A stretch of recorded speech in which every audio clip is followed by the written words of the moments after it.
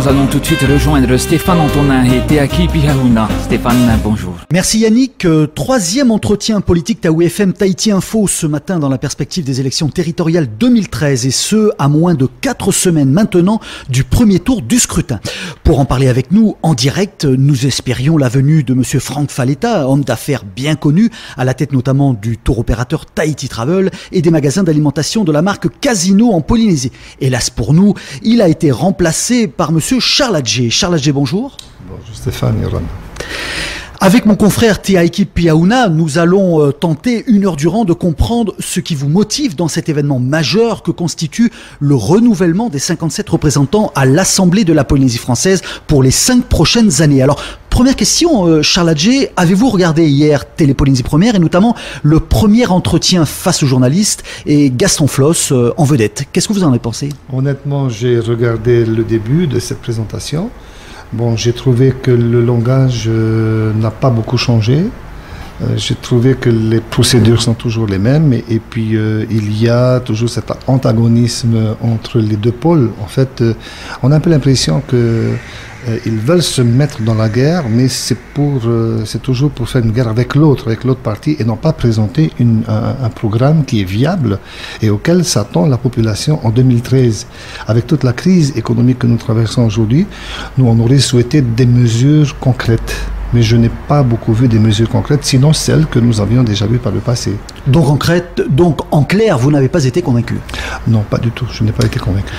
En l'absence de Franck Faletta, il vous revient donc, Charles Adjé, le soin de présenter celui qui conduira votre liste. Alors, dites-nous en quelques mots, qui est Franck Faletta? Monsieur Faletta, c'est un homme très occupé, c'est un homme d'affaires, donc vous l'aviez un petit peu briefé tout à l'heure, hein, donc c'est quelqu'un qui est à la tête des magasins Casino de Polynésie et puis des agences Tahiti Nui Travel. Donc c'est quelqu'un qui vit sur le territoire depuis 6 ans, 7 ans, et qui a trouvé sa femme sur le territoire.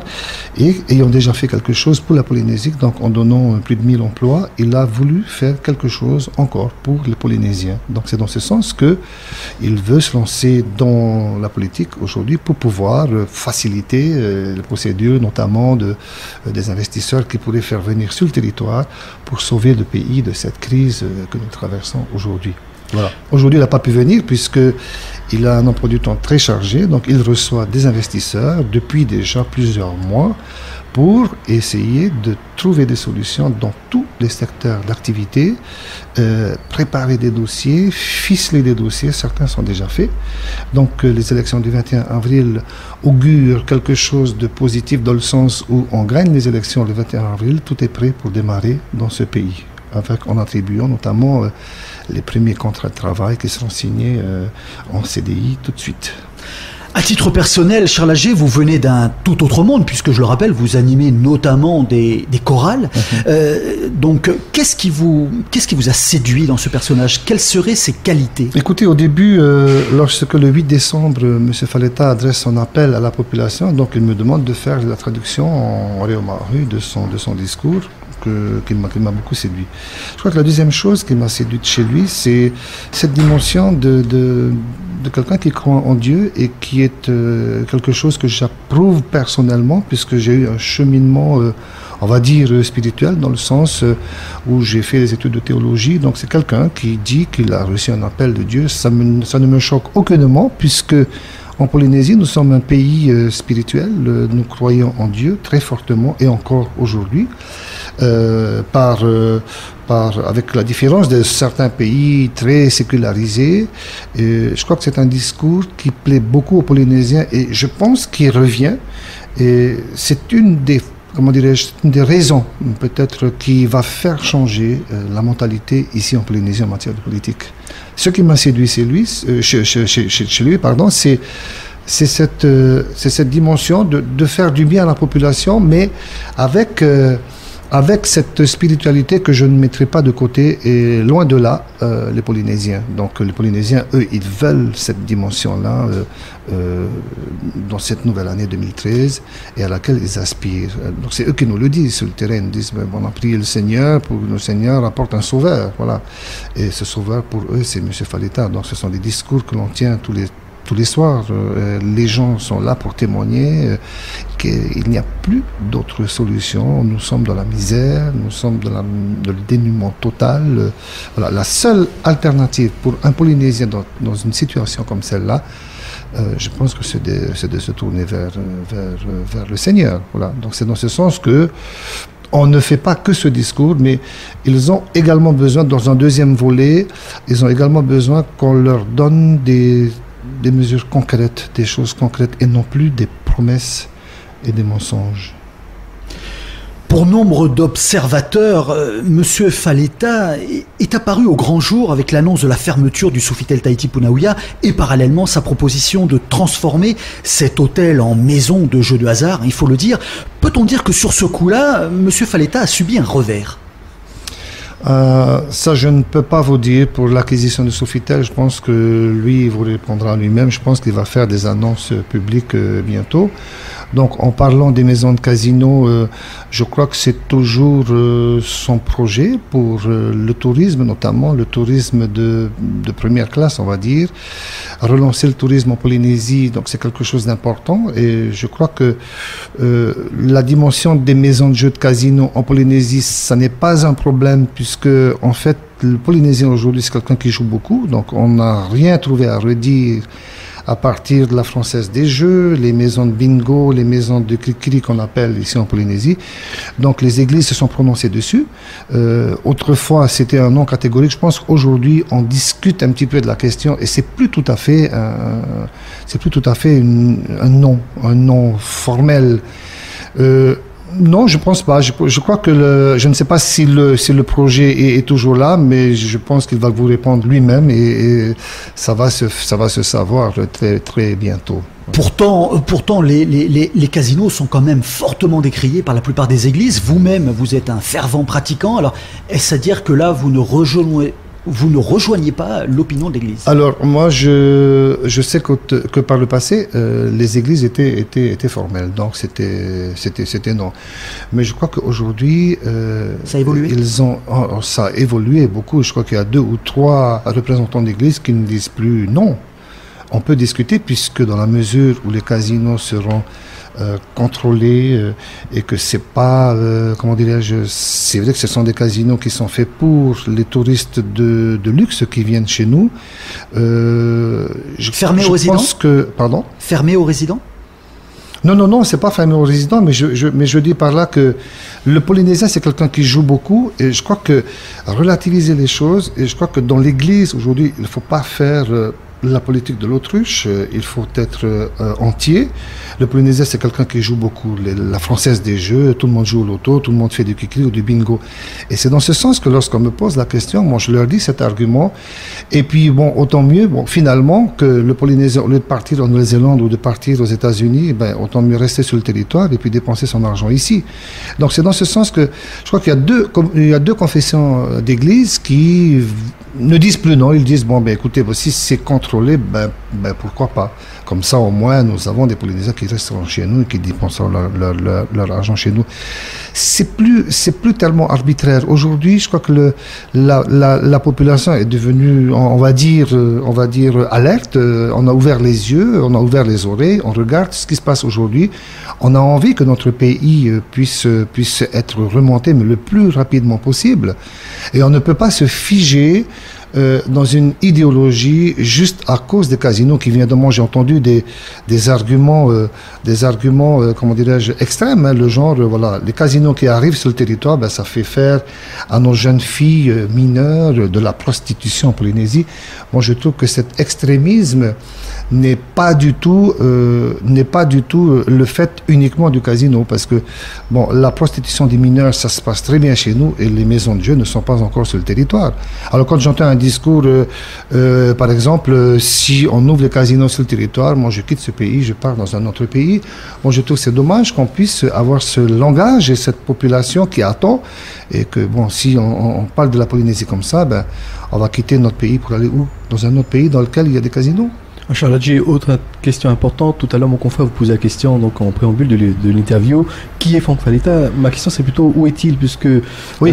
C'est vrai qu'on ne le voit jamais dans le quartier. Alors, est-ce qu'il compte, maintenant que c'est une campagne, on parle de campagne officielle, est-ce qu'il va aller à la rencontre des gens dans les quartiers, dans les rues, comme vous l'avez fait également déjà dans les archipels? Nous avons fait du terrain depuis le 8 décembre. Donc, dès que nous avions fait cette première apparition à l'hôtel Méridien, lorsqu'il a fait cette annonce en public qu'il allait se présenter aux élections territoriales, donc dès le lendemain, donc les gens nous ont appelés. On a fait du terrain, ça va faire à peu près 4 mois maintenant, c'est tous les jours, tous les soirs, tous les matins. Moi, quand je dis moi, c'est moi.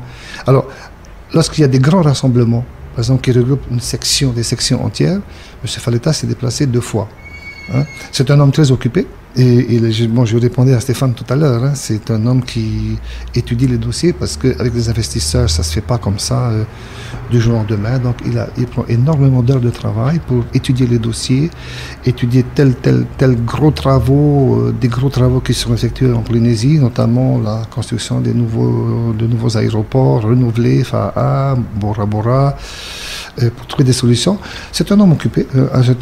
Il a déjà ses affaires à lui personnellement. Donc, il fait quelque chose pour le pays. C'est pour ça qu'on ne le voit pas. Mais dans les meetings, il y aura des grands meetings qui seront faits dans des sections, pour les sections entières. Et là, M. Faletta se présentera. Donc, il sera là pour répondre aux questions de la population. Vous dites vous-même, c'est un homme très occupé, c'est un businessman. Alors, est-ce que vous pensez que c'est compatible d'être businessman et de convoiter, de courir plutôt pour les élections? Parce que lorsqu'il sera président, même s'il dit qu'il ne voudra pas être payé, mais comment est-ce qu'il va réussir à concilier les deux? Écoutez, on sait bien que quand on est businessman et quand on veut faire de la politique, je pense qu'il faut déléguer, il faut à un moment donné, il faut faire un choix. Et ça, vous le savez, il ne peut pas continuer à gérer ses entreprises comme ça. Je pense qu'il va les déléguer à une personne. Je ne sais pas, ça c'est une affaire qui le regarde lui. Mais c'est vrai que les deux choses, on nous a posé la question, voilà, c'est un businessman, mais pourquoi il veut faire de la politique chez nous? Moi, je dis tout simplement que faire de la politique, c'est faire du bien à la population. À l'origine, je crois que le sens de la politique, c'est quelque chose de noble. Mais ce que nous avons vu aujourd'hui, c'est qu'on nous a montré quelque chose de complètement différent. Comme vous le savez, je ne jette pas la pierre aujourd'hui. Ce que nous voyons, ce que la politique a fait de nous, des Polynésiens aujourd'hui, c'était quelque chose qui n'était pas noble. Et lui, alors, encore heureux, et je pense que c'est une autre raison pour laquelle je voulais répondre à Stéphane tout à l'heure pour dire que si nous avons voulu aller à côté de M. Faletta, c'est parce que justement, ça n'est pas un homme politique. Ce n'est pas un orateur exceptionnel. Vous l'avez vu dans l'hebdo du 6 janvier. C'est quelqu'un de concret, il dit les choses concrètes, mais à côté de ça, c'est un homme d'affaires. Et heureusement pour nous, pour la Polynésie, que nous avons quelqu'un qui veut relever ce pays à partir d'une expérience de businessman. Lui, il sait au moins qu'un franc, c'est un gestionnaire. Et c'est pour ça que finalement, nous voyons, est-ce qu'on ne peut pas changer la donne? Est-ce qu'on ne peut pas mettre quelqu'un qui est déjà homme d'affaires, qui a déjà des entreprises et une personne qui a montré déjà des effets positifs pour notre FENU en donnant déjà plus de 1000 emplois. Lorsqu'on regarde nos hommes politiques, je ne pense pas avoir de souvenir quelque part que l'un d'entre eux qui ont dirigé le pays depuis des décennies, voire même plusieurs décennies, et qui sont déjà venus avec plus de 1000 employés, il a voulu encore en faire plus. La question qu'on lui a posée il y a quelques semaines, vous avez dit, M. Faletta, que vous alliez mettre 80 milliards pour redresser le pays. Et où ça en est? La réponse a été claire, ce sont les politiques. On ne veut pas continuer à lui donner la possibilité de développer notre pays. Les élections n'étaient pas encore là pour lui dans sa pensée. Donc il a dit, on peut faire quelque chose pour la Polynésie. Alors, donc on comprend tout de suite ici que le problème des investisseurs étrangers qui arrivent chez nous, c'est un gros problème. Il me semble qu'il y a une volonté politique de ne pas vouloir développer notre pays à partir d'investissements étrangers. J'ai eu par hasard connaissance à partir d'un deuxième groupe politique de lire la profession de foi, je ne vous dirai pas lesquels, puisqu'il y en a deux, qui prônent maintenant que la seule possibilité à leur groupe de pouvoir développer et de pouvoir générer des emplois, c'était de faire appel à des investisseurs étrangers. Donc on n'est plus les seuls. Il y a le groupe Tiaratia et puis 2 autres groupes politiques dont j'ai eu l'occasion de discuter avec.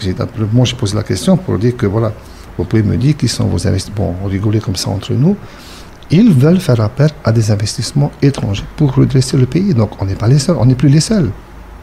Parce que M. Faleta est un investisseur. Donc, il a donné un modèle, un exemple, et pour nous, c'est la seule solution. Alors pour rebondir sur cette question, juste après, je te repasse la parole, justement.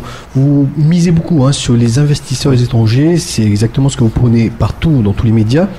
Mais en langue tahitienne, l'autre soir également, donc vous êtes intervenu et vous avez utilisé l'expression taparu. C'est-à-dire quémander. Il faut arrêter de quémander donc auprès de la métropole. Est-ce que pour vous, ce serait une façon indirecte de dire que peut-être que vous pensez qu'un jour, la métropole risque de lâcher la Polynésie? C'est une question. Écoutez, les fonctionnaires d'État ont reçu un arrêté pour dire que la France va baisser les salaires des fonctionnaires. Donc, nous avons dans nos rangs quelqu'un qui est fonctionnaire justement et qui a fait ce témoignage en public. Donc, je pense que la France, un jour, je ne sais pas, je ne connais pas l'avenir de ce pays avec ses relations notamment avec la France. Et un jour, si la France va baisser les crédits, mais comment va faire ce pays-là? Alors, ce que veut Tiaratia aujourd'hui, c'est d'arriver, on n'est pas contre l'indépendance, on n'est pas contre Oscar à 100%. Moi, je dis seulement aujourd'hui que ce que veut M. Faleta, c'est aujourd'hui de responsabiliser une population qui a longtemps été une population assistée. On connaît très bien les raisons. Donc, depuis 1960, lorsque le CEP est arrivé sur le territoire, M. Chirac étant arrivé en France, donc on connaît la question de cet accroissement qui, à mon sens, était un accroissement économique qui était quelque part pas naturel, on va dire. C'était quelque chose d'utopique et la population est devenue assistée. La responsabilisation individuelle du Polynésien aujourd'hui, c'est qu'il faut se prendre en charge maintenant. Et la seule façon de prendre en charge, je suis désolé de dire, ce n'est pas de baisser les salaires des fonctionnaires et des fonctionnaires territoriaux, d'augmenter la TVA. Nous sommes en train de limiter, la croissance économique à une croissance interne. Ce n'est plus possible. Alors, c'est pour ça que je dis que, voilà, on a un même discours, je disais tout à l'heure, qui ne change pas. C'est toujours la même chose. On va au pouvoir le 21 avril, qu'est-ce qu'on fait? Eh bien, il y a une délégation qui part à Paris. On va aller demander à M. François Hollande, voilà, contrat de projet, ceci et cela, le Fonds monétaire européen, voilà. C'est la même chose. Alors, j'apprends qu'il y en a qui veulent aller, je ne sais pas, quémander de l'argent, je ne sais pas dans quelle nation étrangère, tout ça. Et nous avons déjà une dette dans le pays. Nous avons déjà plus de 100 milliards, peut-être près de 200 milliards de dettes dans les caisses du pays. Oscar l'a dit. Le groupe politique qui va être au pouvoir, il faut qu'il soit alerte et au courant que les caisses du pays sont vides. Alors voilà, donc il n'a pas menti. Ce que veut M. Faleta, c'est de faire en sorte que la famille polynésienne, avec les emplois qu'il va générer à travers des investissements, la seule solution, ce sont des investisseurs. Mais on a peur des investisseurs. On a l'impression qu'on ne veut pas que les investisseurs soient là, que le pays soit toujours là, en train de quémander, de taper, puis de se dire, voilà, on est toujours dans la pauvreté, si c'est comme ça, on demande notre indépendance. Non, on a le droit d'être indépendant économiquement. Il faut d'abord s'assumer. Le gamin qui vit chez ses parents là, jusqu'à 30 ans, il n'est pas indépendant. À partir du moment où il peut se payer un appartement, qu'il a un travail, qu'il peut nourrir sa famille, là, il sort de la maison familiale. La responsabilisation du Polynésien, ça doit venir maintenant. Et à ce moment-là, si on devient indépendant économiquement, alors on peut peut-être en reparler de l'indépendance. Et puis de se dire, puisque le Polynésien vit maintenant par lui-même, avec ses propres moyens, là oui, on dirait à François Hollande, on veut être indépendant maintenant. Mais pour le moment, non, on ne peut pas. Avant de chercher Charles Adjé et des investisseurs à l'extérieur, ne pensez-vous pas que l'argent est avant tout ici en Polynésie? On parle, je crois, de 500 milliards de badlaine, badlaine qui malheureusement pour l'instant reste bien planqué parce que personne n'a confiance. Alors, ne pensez-vous pas qu'avant d'aller chercher les gens à l'extérieur, il faut utiliser l'argent qu'on a ici? Écoutez, ça fait des décennies que l'on voit ce discours. Pourquoi est-ce que les chefs d'entreprise de ce pays ne veulent rien faire pour redresser la barre de l'économie de ce pays, justement? Il y en a certains qui se délocalisent, qui vont s'installer à Nouméa et puis d'autres pays encore du Pacifique. Donc il y a un manque de confiance. Pourquoi? parce qu'au niveau des pouvoirs publics, on sait très bien ce qui se passe aujourd'hui. Moi, je dis que voilà, pourquoi amener les investisseurs étrangers? Moi, je suis entièrement d'accord. Mais pourquoi les investisseurs de ce pays ne veulent pas s'investir, justement? Et nous sommes dans une situation mais de crise. Il y a 12 000 chômeurs en Polynésie. Il y en a 2 000 à 3 000 jeunes qui sortent sur le marché du travail chaque année. Faites le calcul en 5 ans, ça fait 15 ans. Mais on va faire quoi de ces enfants? Nous, on a tous des enfants, on présente des CV. On leur dit une chose, bon ben, bac plus 7, ben, désolé, vous coûtez trop cher, je préfère prendre 3 CP à la place. D'accord? À bac plus 8, voilà, ben non, vous coûtez trop cher, à moins que vous acceptez un salaire de SMIC. Ça, c'est des réalités, des gens qui viennent témoigner. Mais pourquoi est-ce que ce pays n'est pas relevé économiquement? On a des investisseurs, moi je suis désolé de dire, il y a des milliardaires chez nous aussi. Mais pourquoi on ne veut pas s'investir? Et voilà quelqu'un qui vient de l'étranger et qui veut faire quelque chose dans ce pays. On le bloque, tout ça, on ne peut pas. Il y a une volonté quelque part, et c'est cela, c'est la raison pour laquelle M. Faleta, écoutez, bon, ben, il va se présenter aux élections, donc est-ce que ça faciliterait pas mieux l'approche avec les investisseurs étrangers pour redresser ce pays? Le 8 décembre dernier, Charles Adjé, vous y faisiez allusion, près de 350 personnes se sont rassemblées au Méridien Tahiti, comme pour montrer que vous n'étiez pas seul, et puis plus rien jusqu'à ces derniers jours. Alors, ne croyez-vous pas être parti un peu trop tôt dans la bataille, et ne pensez-vous pas avoir loupé quand même ces 2-3 derniers mois, qui n'étaient pas la campagne, mais finalement où chacun a beaucoup parlé? On nous a plutôt dit qu'on était parti trop tard dans la bataille, puisque le 8 décembre jusqu'à aujourd'hui, ça fait un peu plus de 3 mois seulement. Mais si on ne voyait pas souvent dans la presse, dans les journaux, dans les médias, ben c'était parce que les pôles d'intérêt qui nous sont présentés, c'était toujours les mêmes, parce que c'était les grands partis politiques. Mais ça ne veut pas dire que derrière, dans le silence, on ne travaillait pas. On a fait du terrain depuis presque 4 mois. Et quand je dis du terrain, c'était le matin, l'après-midi et le soir. Alors on nous dit que vous êtes partis trop tard. Moi je dis aujourd'hui, je crois qu'il y a les deux choses. On est trop tard puisque on ne sait pas, Tiaritia n'existait pas il y a 3 mois. Mais par contre, les personnes qui travaillent avec nous ont déjà un passé, ont déjà une expérience politique. Je disais à Ronald tout à l'heure, on a des pans entiers de Tarouera qui viennent chez nous, du PLD qui viennent chez nous, des gens de Teiva Manotei, et qui ont vu quelque chose de nouveau, un visage nouveau, et un renouveau de la classe politique à travers la liste que nous allons bientôt, je pense, présenter, que tout le monde verra dans les journaux. Mais on a fait du travail de terrain. C'est vrai qu'on nous reproche que nous sommes venus très tardivement. Moi, je dis qu'il nous reste un peu moins de 30 jours. C'est suffisant pour que la population puisse faire un choix, et un choix définitif, et un choix qui va changer complètement le visage politique de la Polynésie. Alors, Charles Adjé, j'aimerais bien qu'on revienne un peu juste un peu en arrière concernant, vous disiez tout à l'heure qu'il y a sur le marché du travail 2 à 3 000 jeunes qui sortent. D'accord. Et également, vous parlez à côté, notre but, notre objectif, un de nos objectifs, c'est de donner du travail. Comment est-ce que vous allez faire, sachant quand même que plus de la moitié des jeunes qui sortent chaque année ne sont pas diplômés? Vous pouvez également garantir, on va relativiser, vous allez quand même promettre à ces jeunes qui n'ont pas d'expérience, qui n'ont pas de diplôme, de pouvoir leur donner du travail? Écoutez, M. Faleta, lui, un investisseur, il a déjà proposé 1000 emplois sur le territoire. Il voulait en donner davantage pour relever le pays, donc l'année dernière. Bon, ça ne s'est pas fait. Alors, on ne peut le faire qu'à partir du moment où 80 investisseurs, puisque ce sont des personnes qui, lors d'un forum aux États-Unis, ont donné leur accord de venir soutenir M. Faleta s'il est au pouvoir, bien entendu, s'il est président du pays, pour faciliter l'échange et l'installation des investisseurs en Polynésie pour relancer l'économie dans tous les secteurs d'activité. C'est dans ce sens que M. Faleta avait dit ce jour-là qu'il propose 15 000 emplois à toute la Polynésie. Quand on dit 15 000 emplois, donc ça couvre, bien entendu, tout le taux de chômage qu'il y a en Polynésie, les 12 000 personnes, les 11 000, je pense, personnes inscrites au CEFI, qui n'ont pas d'emploi, ceux qui ont des diplômes et ceux qui n'ont pas de diplôme. Bien entendu, c'est pour ça que je m'adresse aux jeunes pour dire aujourd'hui que ceux qui n'ont pas de diplôme, donc moi je dis qu'un chômeur, c'est celui qui a 18 ans et qui n'a pas d'emploi, qui se promène, voilà, mais il ne sera forcément pas payé, bien entendu, que il sera forcément payé à partir d'un SMIC. Mais l'idée ici, c'est vrai, dans cette mentalité d'assister et puis de résignation des jeunes de chez nous, on sera toujours dans cette situation-là.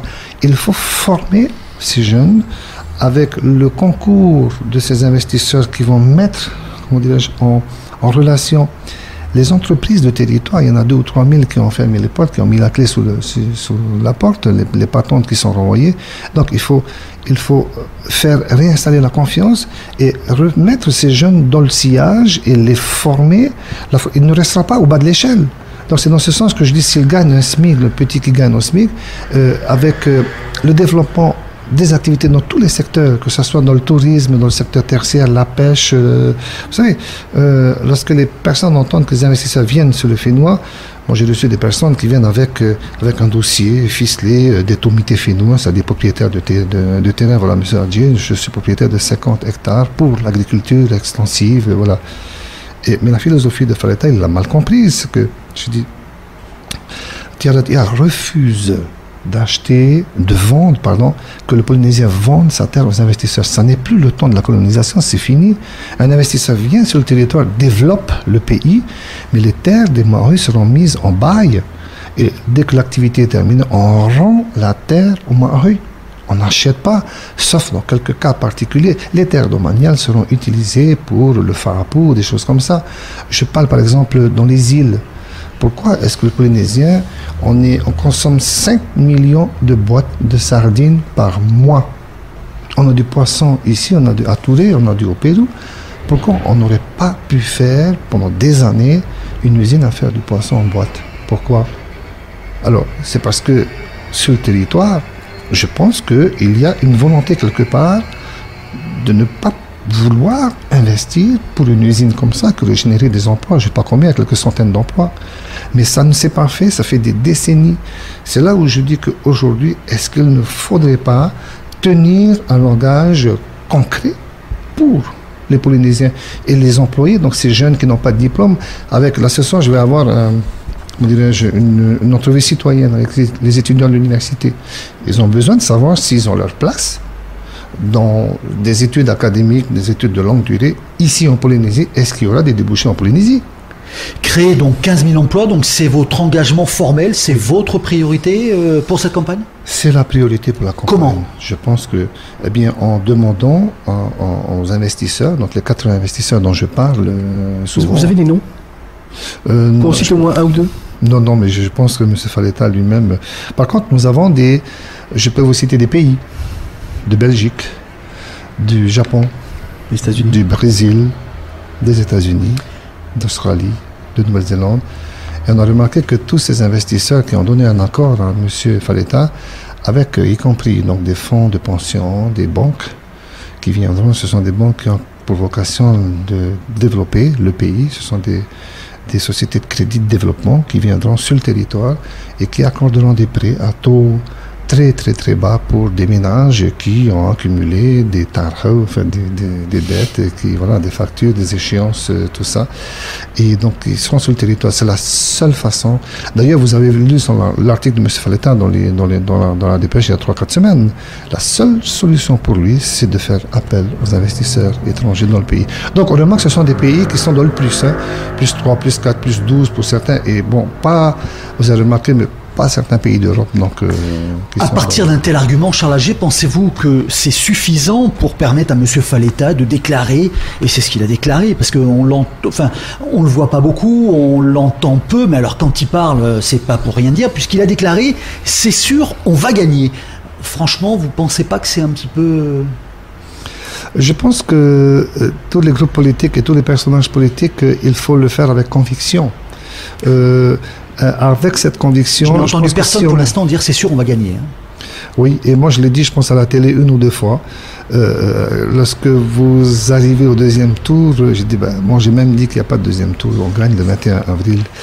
C'est le dire avec conviction, avec un petit peu peut-être de fierté, mais je pense que lorsque l'on avance une argumentation avec conviction et que le peuple, il faut le convaincre en face de nous, et je crois que l'argument qui va convaincre, il me semble que c'est un argument de cette nouveauté, de ce nouveau changement auquel aspirent les gens. Je crois que quelque part, et ça c'est M. Faleta qui l'a dit, les autres partis, il emploie le mot « user ».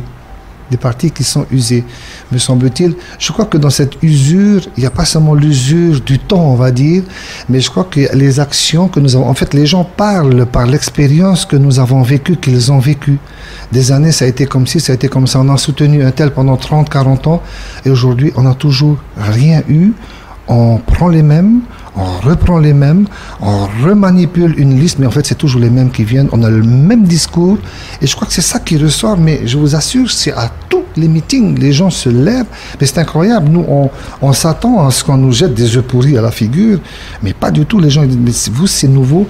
Et je crois que la seule... Il y a une dimension qui est différente. Je vous parlais de la dimension spirituelle, mais aussi c'est le fait que lorsqu'on est sur le terrain, on ne dit jamais de mal des autres partis politiques, parce que moi je dis toujours une expression en polynésien, on gaspille la salive pour dire du mal, mais on est là pour présenter un programme.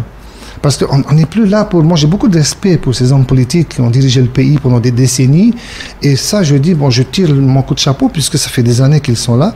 Mais aujourd'hui, on doit trouver une autre voie, une voie d'issue. Notre pays est en crise. C'est quelqu'un qui a annoncé à la télé lors de la première en tahitien, notre pays est tombé dans un grand trou. Il l'a dit, et pourtant, c'est des personnes qui ont dirigé le pays. Comment on peut avoir un discours incohérent? C'est-à-dire qu'aujourd'hui, on dit que notre pays est tombé dans un groupe, et en fait, c'est nous qui avons dirigé le pays, quoi. En fait, voilà. Donc, c'est très contradictoire, c'est très incohérent. Alors, et vous savez qu'il y a une population qui entend ça. Moi, ça m'étonnerait que la population va voter pour des personnes qui ont mis le pays dans un trou, et voilà, ils sont encore au pays, ils sont encore en train de, voilà, ils veulent, quelqu'un m'a dit, hein, ils s'occupent de leurs fesses. Charles, pardonnez-moi l'expression, Charles, parlons, le siège. Charles, l'horloge tourne. Parlons, si vous voulez bien, maintenant un petit peu de votre liste. Pour l'instant, vous êtes resté assez mystérieux donc sur le nom des personnes qui vont figurer donc sur cette liste. Donc visiblement, donc l'ADRCL a validé votre liste. Alors, est-ce que vous pouvez nous présenter vos colistiers dans les différentes sections? Oui, alors, bon, je n'ai pas les listes des 57 personnes par cœur, hein, mais ce que je peux vous dire, c'est que dans la section 1, qui regroupe Moria, Papeete, Pire et Aroué, donc je suis tête de liste. Voilà, dans la section 2, qui regroupe donc Maïna, tout le tour jusqu'à Paya, c'est M. Philippe Flores, qui avait un parti politique qui s'intitulait Tearat Ai Huir Atira. Donc ils étaient déjà sur le terrain bien avant. Donc le parti s'est affilié au Tearatia il y a 3 mois. Et donc sur la section 3, donc c'est M. Faleta qui est à la tête de la liste puisqu'il habite Punawia. Donc c'est Fa'a Punawia. À Raromatai, nous avons un monsieur qui s'appelle Dominique Taoutou. Voilà. Et puis alors la 6, que je ne me trompe, je crois que c'est une femme, c'est Tuamutu de Nord, il me semble, c'est une femme, je crois, je sais plus, non, je n'ai plus le nom. Tuamutu Sud, je crois que c'est monsieur Henri-Marie Terongi, appelé Marquise. Donc on a eu des noms en retard, je n'ai pas le D'accord. Pourquoi ne pas avoir rejoint la dynamique d'un grand mouvement? C'est l'expression que M. Faleta avait employée à une époque. Qu'est-ce qui a coincé? Pourquoi ne vous êtes-vous pas rapproché d'un autre grand mouvement? Ben, je ne sais pas. Il avait parlé d'un grand mouvement. Alors, j'ai cité entre le Tawera et l'UPLD. Oh, ben, je crois qu'à l'origine, je crois que c'était l'année dernière... c'est vrai que M. Faleta a approché, ou il a été approché, on ne le saura peut-être jamais, hein, donc par un leader d'un grand mouvement, pour discuter de la vie politique du territoire, lui étant un homme d'affaires et tout.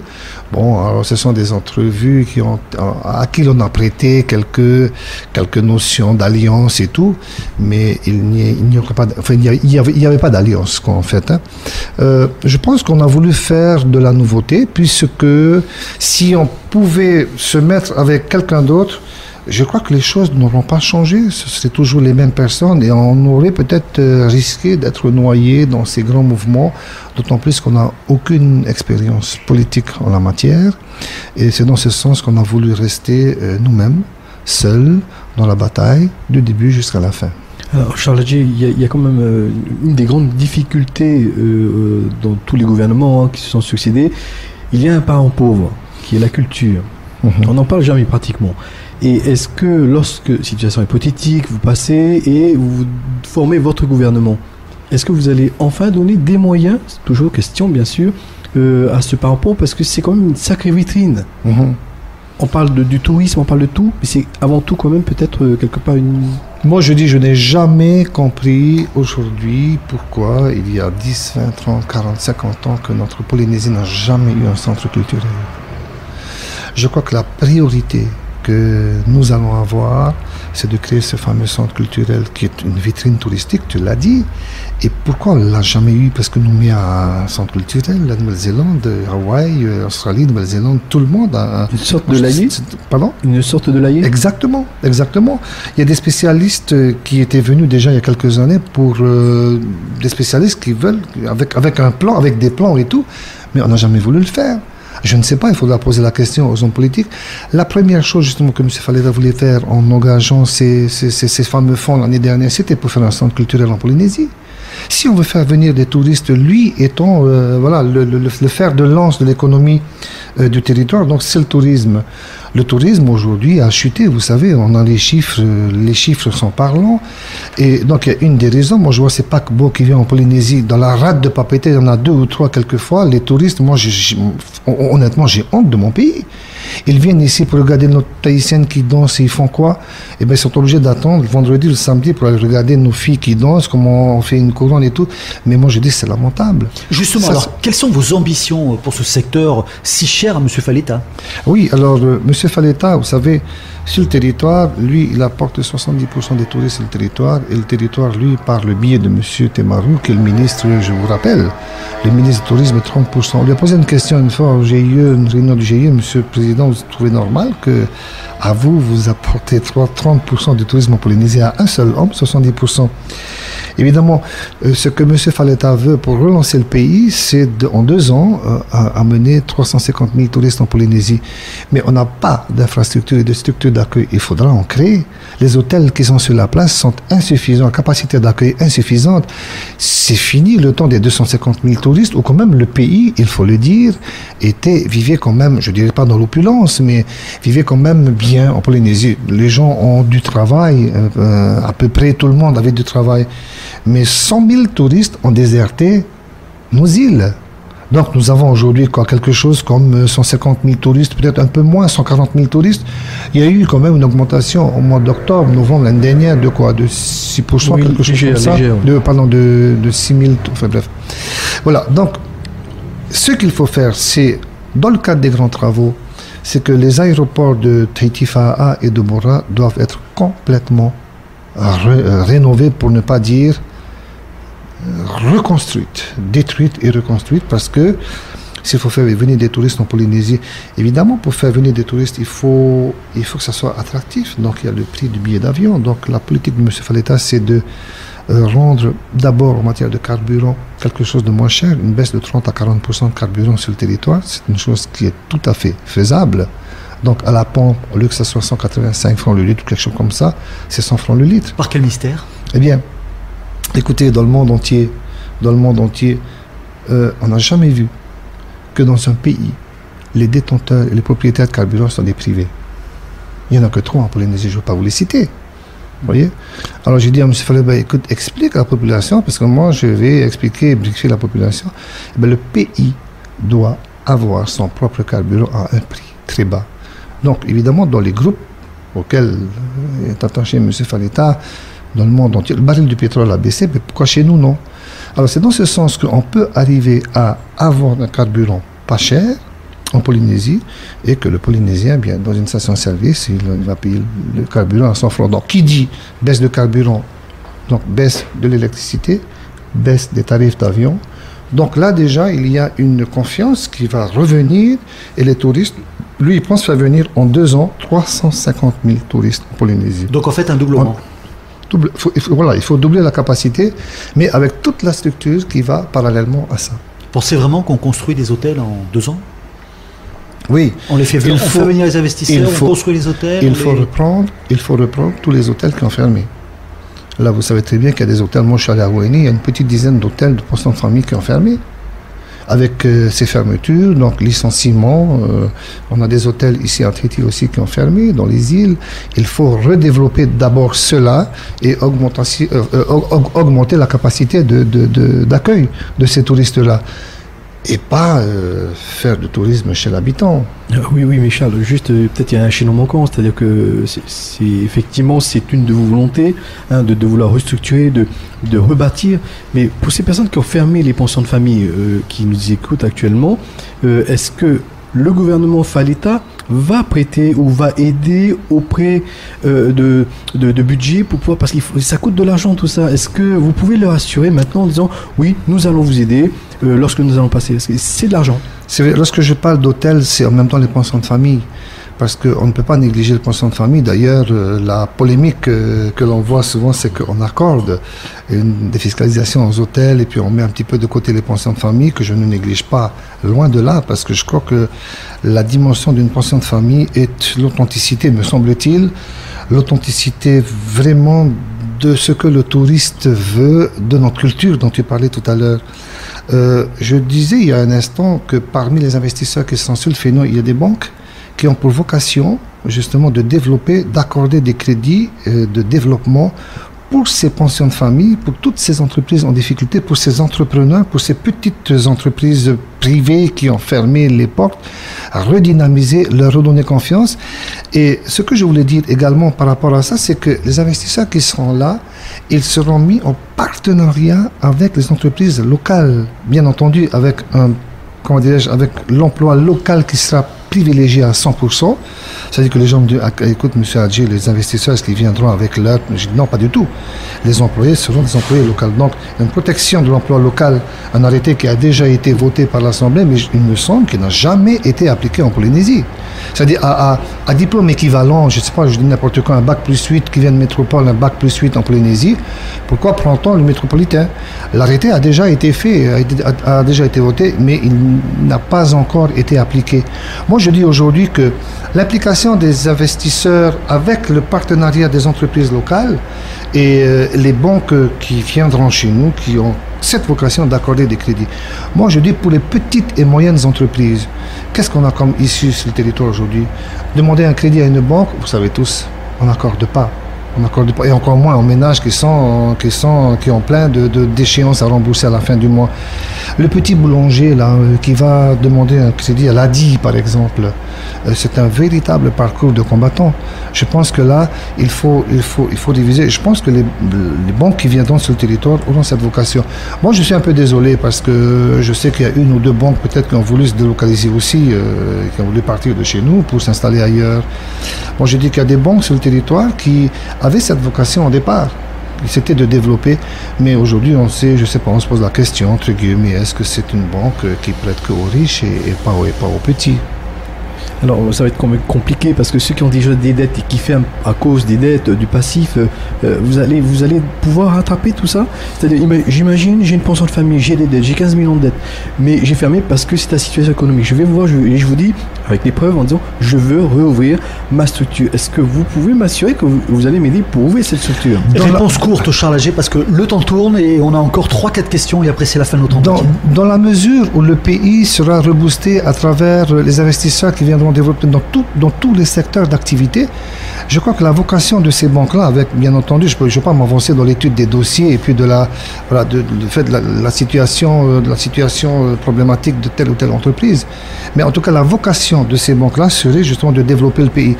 Parce que pensez-vous qu'on va pouvoir développer un pays quand on laisse certains laisser pour compte sur le côté et qui ont participé à l'économie de ce pays? Je pense qu'il faut redonner confiance à tout le monde. Je crois que dans la technicité de ces plans de redressement, je crois que les spécialistes sont là pour étudier. Et à mon sens, le sens de ce que je voulais dire, c'est que jusqu'à présent, je pense que tout le monde n'a pas joué son rôle. Et les banques aujourd'hui sont là, désolé de dire, je pense qu'ils accordent des crédits qu'à des personnes qui ont les moyens. Et ça, on le sait aujourd'hui. Donc c'est peut-être la raison pour laquelle ces personnes-là sont dans un dénuement total et justement les plus petits. Voilà Charles, il nous reste 7 petites minutes avant de rendre l'antenne, donc puisque après nous avons notre journal en direct de RTL. Quelques questions donc pour ou contre et de manière brève. La réinscription de la Polynésie sur la liste des pays à décoloniser, pour ou contre? Ni pour ni contre, en tout cas pas maintenant. Ça vous intéresse pas? Si, ça nous intéresse. Avant de pouvoir inscrire, je pense que la population a besoin d'avoir quelque chose dans le ventre. Je crois que le Polynésien aujourd'hui, au lieu d'aller inscrire dans notre pays, il faudrait le faire, mais pas maintenant. Il faut responsabiliser le Polynésien économiquement d'abord, qu'on sorte de ce marasme économique, que chacun soit acteur économique et qu'il va pouvoir enfin avoir un salaire au sein du foyer pour pouvoir payer ses dépenses, éduquer ses enfants, voilà, donc payer sa maison, son eau, son électricité. Mais l'inscription, l'indépendance économique d'abord. Une baisse des indemnités des représentants et des membres du gouvernement. C'est ce que M. Faleta a annoncé. C'est ce que beaucoup de partis il l'a dit. Mais je vais vous dire une chose. À partir du moment ils sont trop payés. Ils sont trop payés. Je ne sais pas. Je pense qu'il y a eu des baisses déjà depuis l'année dernière. Mais à partir du moment, dites-moi, à partir du moment où le pays sera reboosté économiquement. Je me demande si la population pensera toujours à ce que ces indemnités de ses représentants puissent être baissées, puisque le pays va vivre économiquement et que chacun trouvera un emploi. Je pense qu'à partir du moment où on fait un travail correct, et M. Faleta l'a dit, donc les indemnités des ministres seront baissées, sauf que pour ceux qui ont, comment dirais-je, une capacité et qui ont du travail, Charles, et qu'on voit un travail, Charles, j'ai cru lire que M. Faleta était prêt même à bosser gratis. C'est vrai? Il l'a dit en public à plusieurs reprises. Franchement, c'est raisonnable? Ben, écoutez, c'est un chef d'entreprise, il l'a dit c'est indécent. Je suis un chef d'entreprise et c'est indécent que je vienne au gouvernement. Je sais que dans certains partis politiques, on dit que ouais, M. Faleta, il veut être président de gouvernement pour gagner 4 millions par mois. Et la personne qui le dit, justement, il n'est pas en connaissance de cause. Et il a dit qu'il ne veut pas son salaire, c'est indécent. Moi, je crois ce qu'il dit et je suis convaincu de ce qu'il dit. Et il me semble qu'il a raison. Et alors donc, il baisse les indemnités des ministres. Alors moi, pour rigoler, j'ai dit, écoutez, M. Faleta, si vous baissez les indemnités des ministres, je ne viendrai pas travailler pour vous. Pour ou contre l'impôt sur le revenu? Nous, on est contre. Pourquoi? Ben parce que le pays, lorsque les investisseurs viendront chez nous, il y aura de l'argent, tout le monde travaillera. Il n'y a plus besoin de mettre un impôt sur le revenu chez nous. Ça suffit déjà avec les impôts indirects et directs chez nous. La reprise de l'exploitation des phosphates de Makatea? Je pense que c'est l'avis de la population qu'il faudra demander. Je crois qu'à l'heure actuelle, les avis sont partagés. Donc, je crois qu'il faut une consultation populaire d'abord. Et enfin, donc, l'allocation de la mère ou d'un parent au foyer? Ah ben écoutez, l'arrêté a été voté par le Conseil des ministres. Alors moi, je pose la population aux gens, aux femmes. Tout le monde me dit, on n'a pas encore reçu. Je crois que vous poursuivrez cette mesure si vous arrivez au gouvernement? Ce qui est revalorisé pour M. Faleta, ce sont les allocations familiales, donc à multiplier par 2 ou par 3. À partir de 15 000 emplois générés, nous avons 1,5 milliard, voire 1,8 milliard dans les caisses de la CPS. Donc on pourra se permettre à ce moment-là. Donc on réfléchira à une autre mesure de revaloriser les pensions. Dernière petite question, Charles, avant que se referme cet entretien.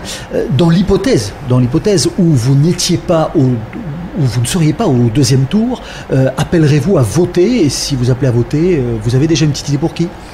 Pour l'instant, on ne voit pas du tout pour qui on va appeler à voter, puisque nous avons une philosophie au départ. Nous avons modifié la population. Vous allez gagner? Nous allons gagner au premier tour.